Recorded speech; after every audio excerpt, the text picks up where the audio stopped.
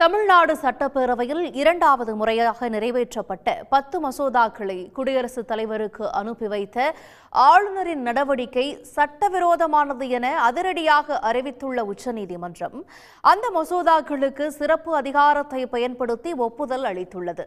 மசோதாக்களுக்கு 1 மாதத்திற்குள் ஒப்புதல் அளிக்க வேண்டும் என காலக்கெடுவும் விதித்துள்ளது.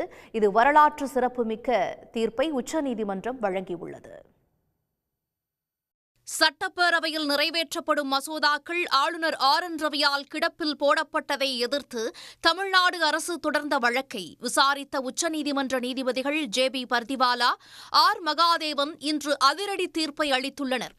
தமிழ்நாடு சட்டப்பேரவையில் இரண்டாவது முறையாக நிறைவேற்றி அனுப்பப்பட்ட 10 மசோதாக்களை குடியரசுத் தலைவருக்கு RN ரவி அனுப்பி வைத்தது சட்டவிரோதம் என அறிவித்துள்ள நீதிபதிகள் 10 மசோதாக்களை குடியரசுத் தலைவருக்கு அனுப்பி வைத்த ஆளுநரின் நடவடிக்கையை அதிரடியாக ரத்து செய்தனர்.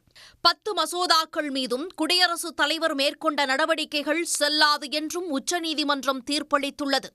மசோதாக்கள் இரண்டாவது முறையாக நிறைவேற்றி அனுப்பப்பட்ட அன்றே ஆளுநர் ஒப்புதல் அளித்ததாக கருத வேண்டும் என கூறிய நீதிபதிகள், அரசியலமைப்பு சட்டப்பிரிவு 142 கீழ் உச்சநீதிமன்றத்திற்கு உள்ள சிறப்பு அதிகாரத்தை பயன்படுத்தி 10 மசோதாக்களுக்கு ஒப்புதல் அளிப்பதாகவும் தீர்ப்பளித்துள்ளனர்.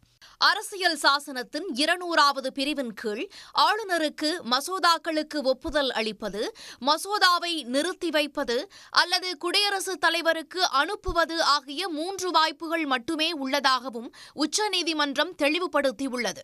மசோதாவை குடியரசுத் தலைவருக்கு அனுப்புவது என்றால் முதல் முறை நிறைவேற்றி அனுப்பும் போதே அனுப்ப வேண்டுமென்றும், இரண்டாவது முறையாக சட்டப்பேரவையில் நிறைவேற்றி அனுப்பி வைக்காவிட்டால் மசோதாவை குடியரசுத் தலைவருக்கு அனுப்ப முடியாது என்றும் நீதிபதிகள் தெளிவுபடுத்தினர். அது மட்டுமின்றி வரலாற்றில் முதல் முறையாக மசோதாக்களுக்கு ஆளுநர் ஒப்புதல் வழங்குவதற்கான காலக்கெடுவையும் உச்சநீதிமன்றம் நிர்ணயித்துள்ளது.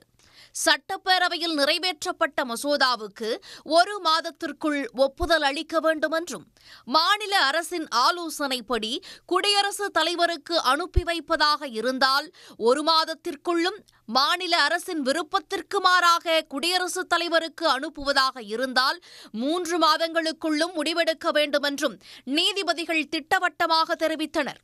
ஒரு மசோதாவை சட்டப்பேரவை இரண்டாவது முறையாக நிறைவேற்றி அனுப்பினால் ஆளுநர் ஒப்புதல் அளித்தே தீர வேண்டுமென்றும் நீதிபதிகள் அதிரடியாக தீர்ப்பளித்துள்ளனர்.